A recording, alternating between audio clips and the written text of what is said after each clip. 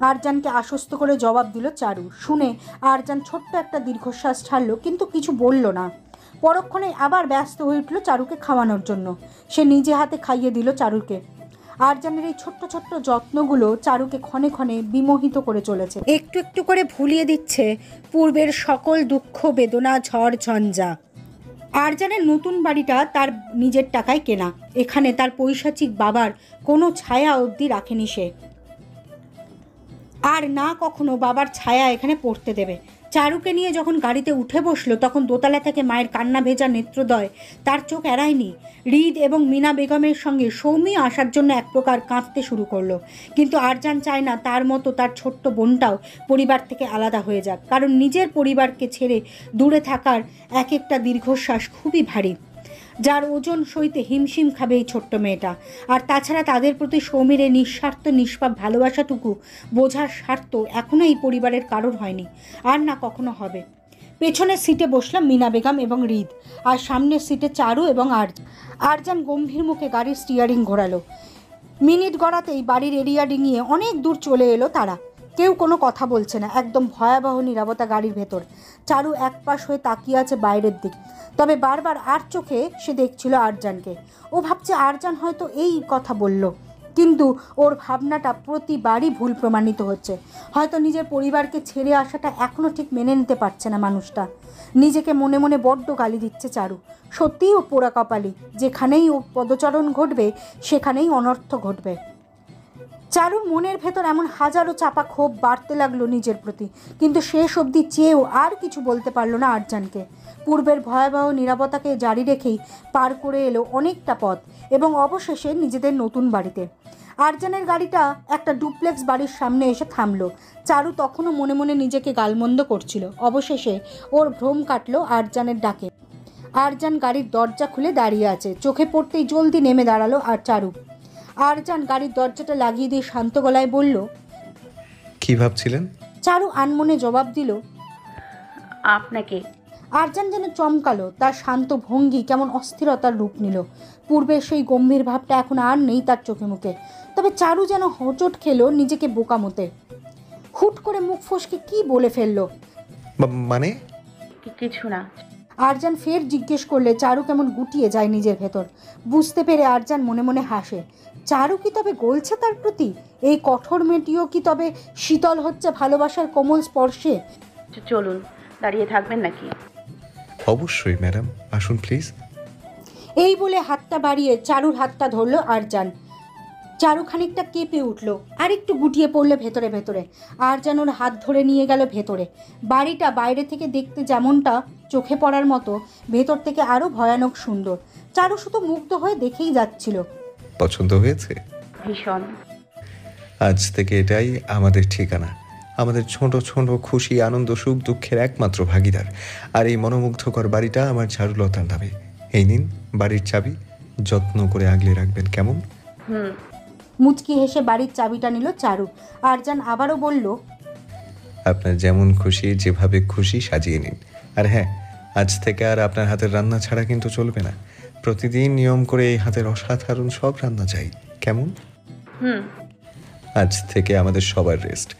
আমি, খালামণি এবং হৃদ শুধুই রেস্টে থাকবো, আর এই রমণীর হাতের সব অসাধারণ সুস্বাদু খাবার খাবো, চলবে? চারু হেসে পড়ল। ঠিক তখনই পেছন থেকে এসে দাঁড়ালো মিনা বেগম এবং হৃদ। তাদের দেখে আরজান বলে উঠল, খালামণি, তোমার বৌমা কিন্তু প্রশংসনীয় সব রান্না জানে। আজ থেকে তোমার রেস্ট, এবং আমাদেরও। রান্নাবান্না সব ওনার দায়িত্বে, বুঝলে? কেন রে, মেয়েটা আসতে না আসতেই শুরু করে দিলি জ্বালানো? মোটেও না। আমার বৌমার আগেও ওর পরিচয় হলো ও আমার মেয়ে, আর আমি মা হয়ে আমার মেয়েকে কখনোই এত কষ্ট করতে দিব না। তোরা নিজেরা নিজেদের খাবার তৈরি করে নিবি, আমি আর চারু আমাদেরটা বুঝে নেব। হ্যাঁ। এই বলেই মিনা বেগম চারুর হাত ধরে নিয়ে গেলেন নিজের সঙ্গে। চারু মিটমিটিয়ে হাসছিল খালামণির কথায়। আরজান চোখ জোড়া শুরু করে তাকিয়ে রইল তাদের যাওয়ার পানে। আরজানের ইচ্ছে অনুযায়ী চারু সত্যি সত্যি তার জন্য সব সুস্বাদু খাবার রান্না করে ফেলল। চারুর হাতের এমন সুস্বাদু খাবার খেয়ে হাত চেটেপুটে খাওয়ার অবস্থা হলো সকলের। মিনা বেগম বেজায় খুশি। অমায়িক হেসে বললেন তার গোটা জীবনে এমন অসাধারণ রান্না তিনি কখনো খাননি। আর তাই তিনিও আরজানের সাথে সহমত হলেন যে তার বৌমাই এখন থেকে সব রান্নার দায়িত্ব নেবে। ওদিকে দুপুরের পর অফিসে চলে গেল আরজান, আর রিত তার কাজে। বাড়িতে এখন চারু আর মিনা বেগম। ডুপ্লেক্স বাড়িটাতে বেশ অনেকগুলো রুম, দুটো পরিবার অনায়াসে থাকতে পারবে এখানে। ওপরের সব থেকে সুন্দর আর বড় রুমটা আরজান এবং চারুর, আর নিচের দুটো রুম মিনা বেগম এবং রিতের জন্য বরাদ্দ হলো। নিজের রুমটা চারু মনের মতো করে সাজিয়ে নিল, বাকি খালি রুমগুলো বন্ধ রাখলো না, সবগুলো রুম খুলে দিয়ে নিজের মতো করে সাজিয়ে নিল। গোটা বাড়িতে মোট 4 জন মানুষ হলেও হঠাৎ কেউ এসে দেখলে ভাববে এই বাড়িটাতে ভরপুর মানুষ থাকে। চারু, চা খাবি? চারু নিজের রুমে বসে বিছানা গোছাচ্ছিল, এমন সময় হাজির হলেন মিনা বেগম। তার গলায় যেন আমোদ ঝরছে। কোনো এক বিশেষ কারণে তিনি বেজায় খুশি, বুঝতে পারলো চারু। তুমি খাবে? তাহলে আমি করে নিয়ে আসি। আরে দাঁড়া, তুই কেন করবি? তুই করলে আমি তোকে কেন জিজ্ঞেস করতে এলাম? কি ব্যাপার গো খালামণি, তোমায় এত খুশি খুশি লাগছে কেন? মিনা বেগম হেসে পড়লেন, বললেন, ও কিছু না, আমার খুশি হওয়ার বিশেষ কারণ থাকে না, হুটহাট অকারণে খুশি হয়ে যায়। আর তাছাড়া আজ তোর হাতের রান্না খেয়ে আমার খুশি যেন যাচ্ছেই না, সেই খুশিতেই চা করব। মিনা বেগমের খুশি দেখে হাসলো চারুও, বলল, আচ্ছা যাও, আমরা চা খেতে খেতে গল্প করব, কেমন? আচ্ছা। চা বানাতে চলে গেলেন মিনা বেগম। চারু হাতের বাকি কাজটুকু শেষ করে ড্রেসিং টেবিলের সামনে গিয়ে দাঁড়ালো। নিজেকে একবার দেখতে দেখতে হঠাৎ খেয়াল হলো তোর চোখ জোড়া কেমন ফ্যাকাশে লাগছে, কিছু একটা নেই যেন। অবশ্য ওর এই চোখ জোড়া অনেক কাল যাবতই ফ্যাকাশে ছিল, আজ আর নতুন কিছু নয়। কিন্তু এই পুরনো ব্যাপারটাই ওর আর ভালো লাগছে না, নতুন কিছু করতে ইচ্ছে করছে। তাই চোখ ভরে কাজল দিতে ইচ্ছে করলো। ইচ্ছের বিরুদ্ধে কিছু হয় নাকি? যেমন ইচ্ছে তেমনি কাজ। ওর ডাগর ডাগর আখি জোড়ায় মনের মতো করে কাজল পড়লো। অপূর্ব লাগছে চোখ জোড়া, দেখতেই কেমন লজ্জা পেল ভেতরে ভেতরে। হুট করে নিজেকে বউ বউ লাগছে ওর, একটা পাগল ছেলের পাগলি বউ। কথাটা ভাবতেই হেসে উঠল চারু আনমনে।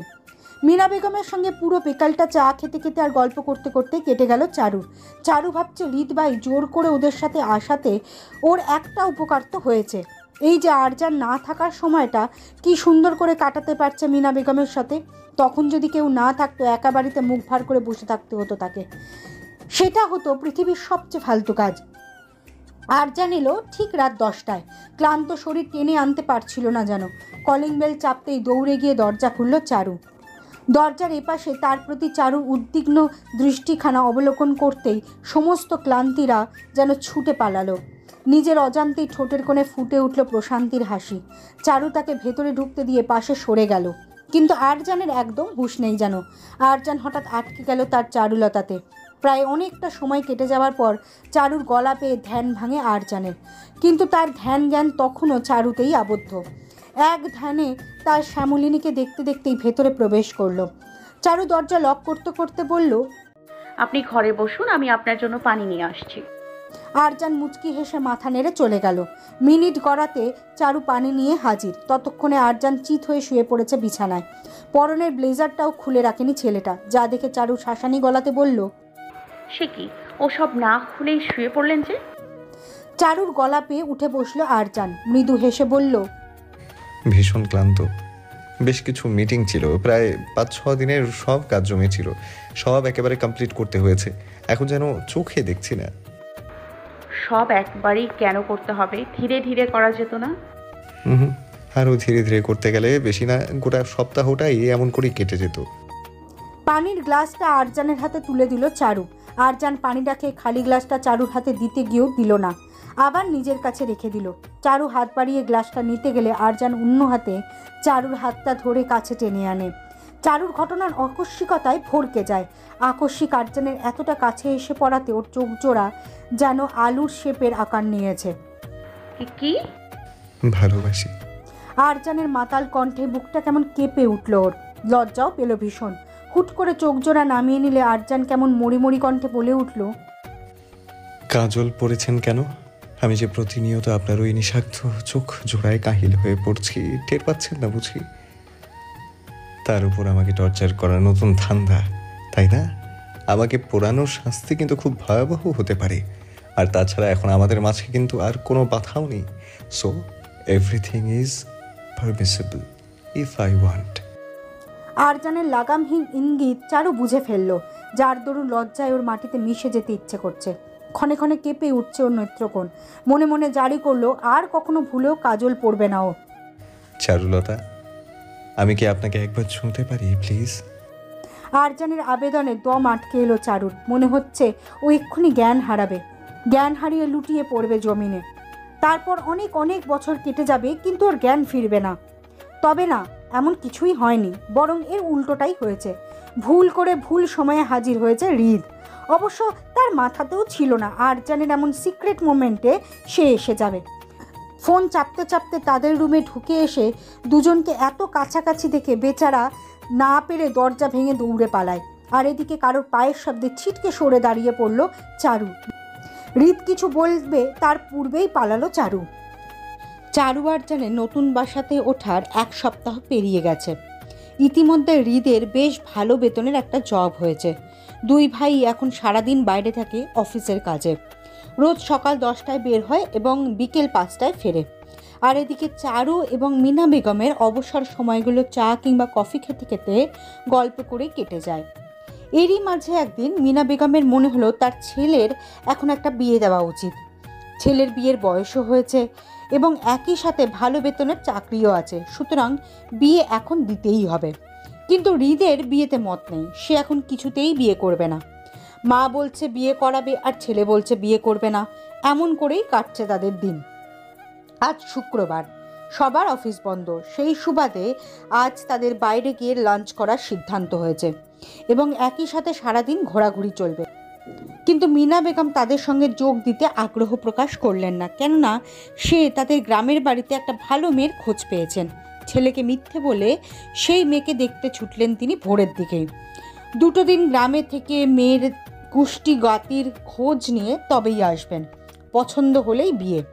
আজ যেহেতু তারা বাইরে খাওয়া দাওয়া করবে, তাই সৌমিকেও ডেকে নিল তাদের সঙ্গে। সৌমি ওর বাবাকে বলে চলে গেল আরজানের বাসায়। বাবা ওর ভীষণ অমায়িক মানুষ। বিস্ফোরণ ঘটে গেলেও তিনি শান্ত থাকতে পারেন। ছোট মেয়ে তার কলিজার টুকরা। ছোট মেয়ে যা বলে তাতেই সে হ্যাঁ। আর তাছাড়া তিনি জানেন সৌমি ওর দাদাভাই অন্তপ্রাণ, তাই আর বউয়ের কথা মনে হলেও বাধা দেননি। সকাল সকাল কেউ পাগলের মতো বাসার কলিং বেল বাজাতে হৃদ মুখ চোখ কুচকে তাকায় দরজার পানে। সবে ঘুম ভেঙেছে তার। ফ্রেশ হয়ে ড্রয়িং রুমে এসে খবরের কাগজটা হাতে তুলে নিতেই কানে ভেসে আসে লাগাতার বাজতে থাকা কলিং বেলের তীক্ষ্ণ শব্দটা। চারু রান্নাঘরে সকালের নাস্তা তৈরি করছে আর আরজান ঘরে নাকে তেল দিয়ে ঘুমোচ্ছে, তাই সে নিজেই উঠে গেল দরজা খুলতে। বিরক্তি নিয়ে দরজাটা খুলেই থমকে যায় হৃদ। সাদা রঙের একটা টপ পরে দাঁড়িয়ে আছে সৌমি। ওর শর্ট চুলগুলো ছাড়িয়ে গেছে কাঁধের দুপাশ, টানা টানা চোখজোড়া রসগোল্লার মতো লাগছে। ঠোঁটে হালকা গোলাপি রঙের লিপস্টিক, গলায় ঝুলছে কালো রঙের একটা স্কার্ফ। মুখটা ভীষণ মায়াবী হাসি, সবসময় মিলিয়ে হৃদের হার্ট অ্যাটাক করিয়ে দেওয়ার মতো ভয়ঙ্কর সুন্দর লাগছে ওকে। দরজার এপাশে হৃদ কেমন স্ট্যাচু হয়ে দাঁড়িয়ে থাকতে দেখে ভরকে গেল সৌমি। ওর হাসি হাসি মুখটা মিলিয়ে গেল। চিন্তান্বিত মুখ করে হৃদের দিকে এগিয়ে আস্তে আস্তে বলল, হৃদ ভাই, আর ইউ ওকে? সৌমির গলায় ঘোর কাটে হৃদের। নিজের আহাম্মক মার্কা আচরণে নিজেই গালমন্দ করলো মনে মনে। সৌমির প্রশ্নের জবাবে জোরপূর্বক হাসার চেষ্টা করে বলল, ও হ্যাঁ ঠিক আছে, তুই কেন এলি না? মানে আসতে কোনো অসুবিধা হয়নি তো? সৌমি চোখ মুখ কুচকালো, সন্দিহান গলায় বলল, বাবা, কে জিজ্ঞেস করছে আমার অসুবিধার কথা? তুমি সত্যি ঠিক আছো তো হৃদ ভাই? সৌমির মজা ধরতে পারল হৃদ, তাই রাগী চোখে ওর দিকে তাকাতেই ঢোক গিলল সৌমি। ভয় পেয়ে আমতামতা করে বলল, কোনো অসুবিধা হয়নি বলেই ছুটে গেল। হৃদ হেসে পড়ল মনে মনে। পেছন মুড়ে ওর দিকে তাকাতে দেখলো রান্নাঘরের দিকে যাচ্ছে। চারুকে পেয়ে যেন আমোদ ধরছে না ওর। জড়িয়ে থাকলেও বেশ খানিকটা সময়, অতঃপর চলে গেল আরজানের ঘরে। আরজানের ঘুমের 12টা বাজিয়ে দিল মাত্র কয়েক সেকেন্ডে। ওর এই বাচ্চা বাচ্চা স্বভাবগুলোই কাহিল করে দেয় হৃদকে। চেয়েও সৌমির থেকে দূরে যেতে পারে না সে। আর তাই তো এই গোটা 1 সপ্তাহে কম করে হলেও রোজ ওর ভার্সিটিতে গিয়েছে হৃদ, একবার সৌমিকে চোখের দেখা দেখবে বলে। সকালে নাস্তা রেডি। চারু গলা উঁচিয়ে সবাইকে খেতে ডাকলে হৃদ আর সৌমি এসে হাজির হলো, কিন্তু আরজানের কোনো খবর নেই। দুজনকে নাস্তা বেড়ে দিতে দিতে চারু একবার তাকালো ঘরের দিকে। দরজাটা আধখোলা হয়ে আছে। এমন অবস্থায় চারু আরজানকে দেখতে পাচ্ছে না, তাই সৌমিকেই জিজ্ঞেস করলো। সৌমি, তোমার দাদাভাইকে ডেকেছিলে? সৌমি প্লেটে পরোটা তুলতে তুলতে বলল, হ্যাঁ ভাবি, ডেকেছিলাম, কিন্তু সে উঠে কিছুক্ষণ আমার কান পচিয়ে তারপর আবার ঘুম। বলেছে 12টার আগে উঠবে না।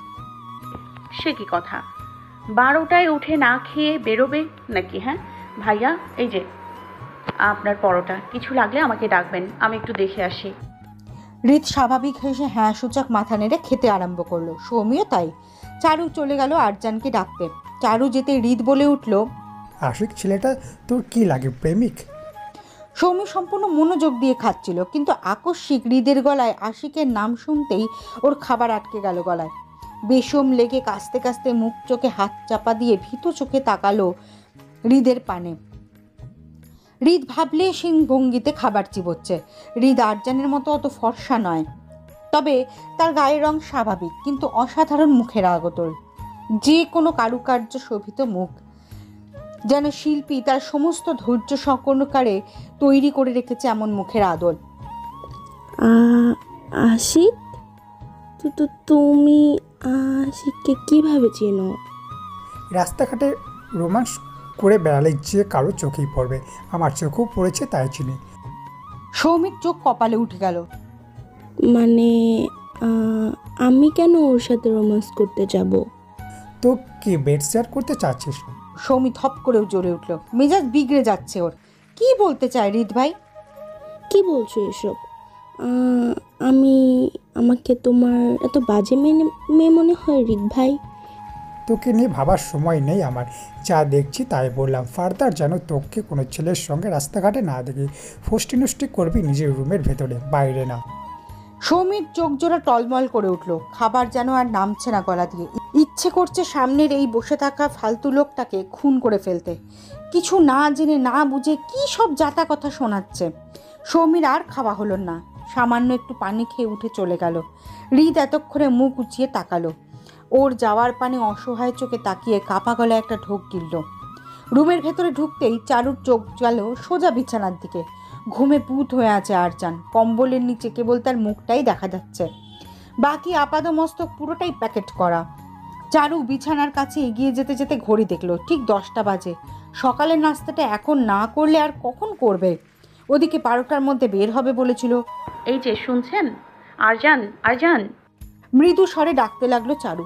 আরজানের কোনো নরমচরণ নেই, সে এখনো ঘুমে মাতাল।